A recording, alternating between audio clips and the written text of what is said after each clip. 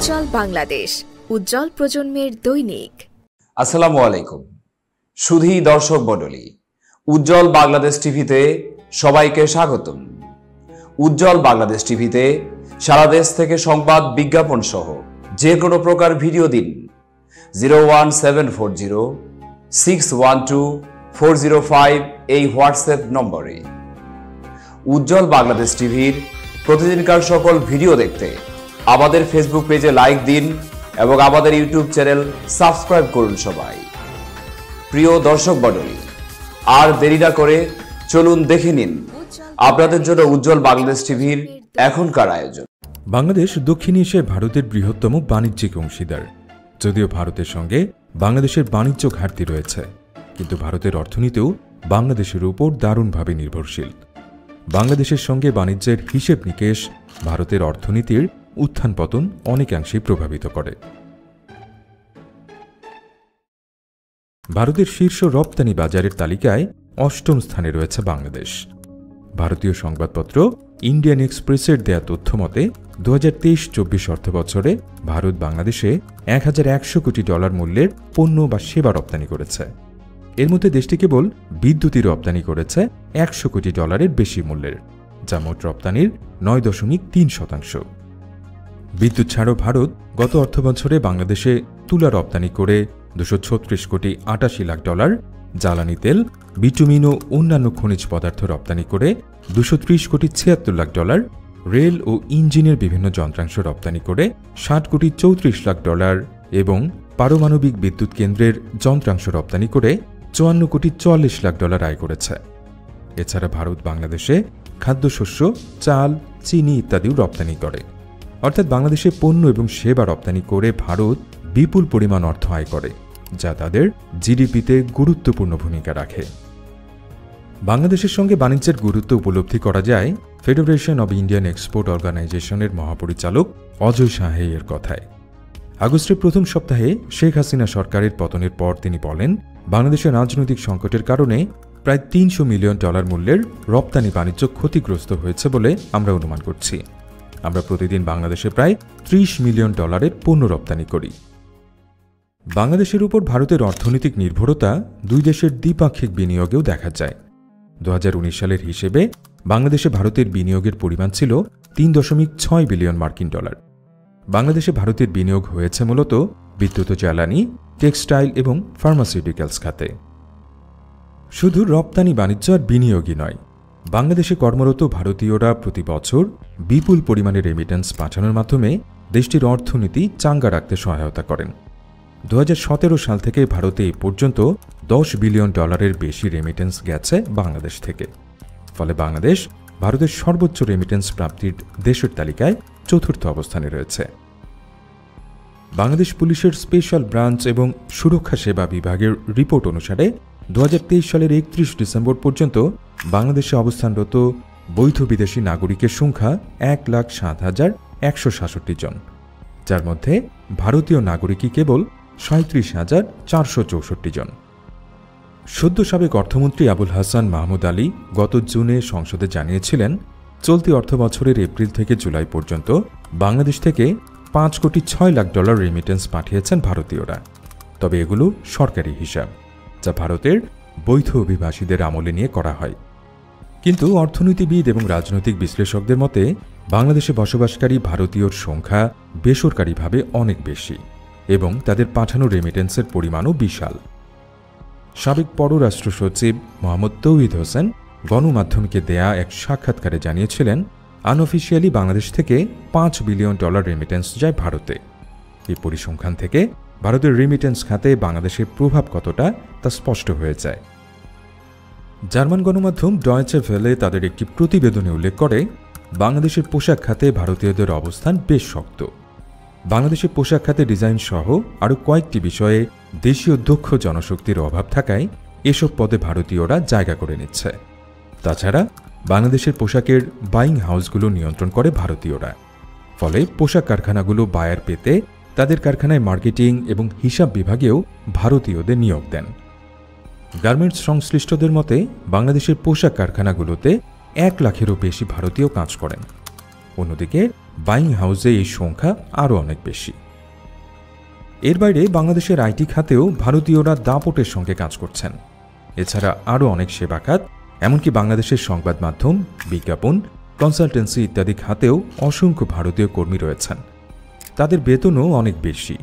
সব মিলিয়ে বাংলাদেশে কম করে হলেও 5 লাখ ভারতীয় কাজ করেন বলে ধারণা করা হয়। ফলে ভারতীয়দের কর্মসংস্থানেও বাংলাদেশের অবিশ্বাস্য অবদান রয়েছে। দুঃখজনক ব্যাপার হল, বাংলাদেশে কর্মরত অধিকাংশ ভারতীয়রই কোনো ওয়ার্ক পারমিট নেই। তারা ট্যুরিস্ট ভিসা কিংবা A3 ভিসা বা বি ভিসায় বাংলাদেশে এসে কাজ করছেন। আর এসব ভিসায় যারা কাজ করেন তাদের রোজগারের পুরো অর্থই অবৈধ পথে বাংলাদেশের বাইরে চলে যায়। এদিকে ভারতের পর্যটন শিল্পকেও এক অর্থে বাঁচিয়ে রেখেছেন বাংলাদেশি পর্যটকরা। ভারতীয় সংবাদ মাধ্যম দ্য ইকোনমিক টাইমসের এক প্রতিবেদনে বলা হয়েছে, ভারতে যাওয়া বিদেশি পর্যটকদের প্রায় 1/4 বাংলাদেশি। পর্যটন সংশ্লিষ্টদের দেয়া তথ্য অনুযায়ী গত বছর ভারতে 92,30,000 পর্যটকের সমাগম হয়েছে। এতে দেশটির আয় হয়েছে 24,707 কোটি রুপি। এই পর্যটকদের মধ্যে শুধুমাত্র বাংলাদেশি পর্যটকই ছিল 22.5%। কোনো একক দেশ থেকে ভারতে সবচেয়ে বেশি পর্যটক যায় বাংলাদেশ থেকেই। চলতি বছরের জুলাই মাস থেকে বাংলাদেশে কোটা সংস্কার আন্দোলন, এরপর শেখ হাসিনা সরকারের পতনের পর বাংলাদেশে এখনও রাজনৈতিক অস্থিরতা বিরাজ করছে। এই অস্থিরতা ভারতের পর্যটন শিল্পে মারাত্মক প্রভাব ফেলেছে। সাময়িকভাবে বাংলাদেশ ভারত ফ্লাইট বিঘ্নিত হওয়ায় এবং মেডিকেল ভিসা বাদে বেশিরভাগ ভিসা স্থগিত হয়ে যাওয়ায় ভারতগামী বাংলাদেশির সংখ্যা 90% বেশি কমে গেছে। Indian association of tour operators West Bengal chapter জানিয়েছে, এর ফলে পশ্চিমবঙ্গে হাসপাতাল সংলগ্ন ট্রাভেল অপারেটর, হোটেল ও গেস্ট হাউসগুলোর ব্যবসা 90% কমে গেছে। ট্যুর অপারেটর্স অ্যাসোসিয়েশন অব বাংলাদেশের একজন পরিচালক বলছেন, এই পরিস্থিতিতে ভারত প্রতি মাসে 750 কোটি টাকা হারাচ্ছে, যা ভারতের অর্থনীতির জন্য বিশাল একটি ধাক্কা। যদিও পর্যটন খাতে বাংলাদেশিদের কাছ থেকে ভারত মাসে আনুমানিক 750 কোটি টাকা উপার্জন করে বলে মনে করা হয়, কিন্তু বাস্তবে এর চেয়ে বেশি অর্থ বাংলাদেশিরা ভারতে খরচ করেন। কারণ চিকিৎসার জন্য যেসব বাংলাদেশি ভারতে যান তারা সাধারণ ট্যুরিস্টদের চেয়ে অনেক বেশি অর্থ ব্যয় করেন। ভারতের হেলথ ট্যুরিজম ডিপার্টমেন্টের তথ্য অনুযায়ী গত কয়েক বছরের মধ্যে ট্যুরিজম ট্রাভেল 84% বেড়েছে। 2021 সালের জরিপে দেখা গেছে, বছরে 24,70,000 মেডিকেল ট্যুরিস্ট বাংলাদেশ থেকে ভারতে যাচ্ছেন। শুধু বাংলাদেশ থেকে ভারতে যাওয়া মানুষরা মেডিকেল ট্যুরিজমে 5,000 কোটি টাকার বেশি খরচ করে থাকেন। এদিকে ভারতের উত্তর পূর্বাঞ্চলীয় রাজ্য যথা ত্রিপুরা, আসাম, নাগাল্যান্ড, মণিপুর, অরুণাচল প্রদেশ, মেঘালয়, সিকিম ও মিজোরামের বাণিজ্য অর্থনৈতিক সমৃদ্ধিও প্রবলভাবে বাংলাদেশের উপর নির্ভরশীল। গত বছর বাংলাদেশ সরকার ভারতের ত্রিপুরা ও অন্যান্য উত্তর পূর্বাঞ্চলীয় রাজ্যের ব্যবসায়ীদের পণ্য পরিবহনে 4টি পথ অনুমোদন করে। এর ফলে ভারতের বৈধ যে কোনো পণ্যের চালান সমুদ্রপথে মোংলা এবং চট্টগ্রাম বন্দরে খালাস হচ্ছে এবং সেসব পণ্য বাংলাদেশের সড়কপথ ও পরিবহন ব্যবহার করে 4টি স্থলবন্দর হয়ে ভারতে যাচ্ছে অথবা ভারত থেকে আসছে। অতীতে প্রায় 1600 কিলোমিটার পথ পাড়ি দিয়ে এবং দীর্ঘ সময় ব্যয় করে ভারতের বিভিন্ন স্থান থেকে ত্রিপুরা ও মেঘালয়ে পণ্য আনা নেয়া করা হতো। মোংলা এবং চট্টগ্রাম বন্দর ব্যবহার করে ভারতের উত্তর পূর্বাঞ্চলীয় রাজ্যগুলোয় পণ্য পরিবহনের সময় এবং খরচ বহুলাংশেই কমে গেছে। ভারতের বিবেকানন্দ ইন্টারন্যাশনাল ফাউন্ডেশনের সিনিয়র ফেলো শ্রী রাধা দত্তের মতে, মোংলা বা চট্টগ্রাম বন্দরের পূর্ণাঙ্গ ব্যবহার করতে পারলে ভারতের উত্তর পূর্বাঞ্চলের বাণিজ্যের চিত্র পুরোটাই পরিবর্তিত হয়ে যাবে। তার উপর গত জুনে বাংলাদেশের ভূখণ্ডের উপর দিয়ে ভারতীয় ট্রেন চলাচলের অনুমতি পেয়েছে ভারত। ফলে ভারতের অন্য সব রাজ্যগুলো 7 সিস্টার্সের সঙ্গে আরও সহজে ও স্বল্প ব্যয়ে ব্যবসা বাণিজ্য করতে পারবে। তরল গ্যাস পরিবহনেও বাংলাদেশের উপর নির্ভরশীল ভারত। 2019 সালের 5 অক্টোবর বাংলাদেশের সাবেক প্রধানমন্ত্রী শেখ হাসিনার দিল্লি সফরে ভারতের প্রধানমন্ত্রী নরেন্দ্র মোদীর সঙ্গে সাক্ষাতের সময় উভয় দেশের মধ্যে এক সমঝোতা হয়।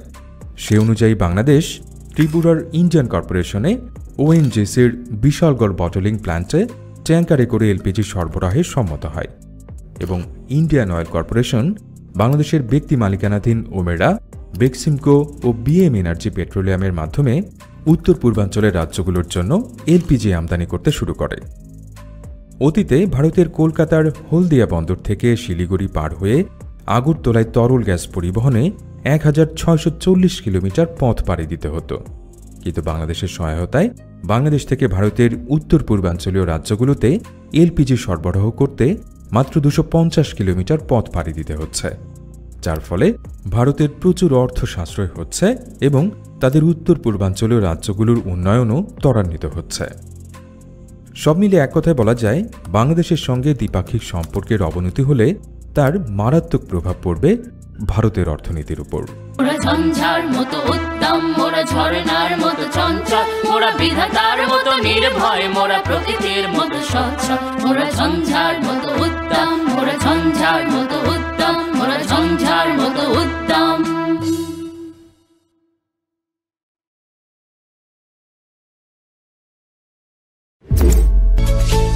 উজ্জ্বল বাংলাদেশ।